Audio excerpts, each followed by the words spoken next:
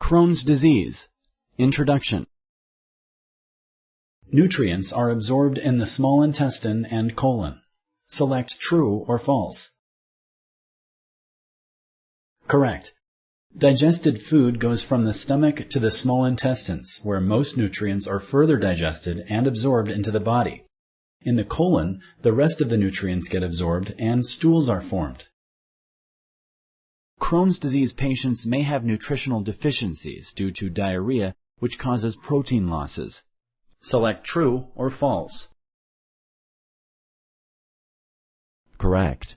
Since Crohn's disease often causes diarrhea, patients may lack nutritional elements due to a loss of protein. The most common signs of Crohn's disease are pain in the abdomen and diarrhea. Select true or false. Correct. Crohn's disease can be cured. Select true or false. Correct. There is no cure for Crohn's disease, although treatment is usually successful in reducing symptoms. Thank you for using Explain.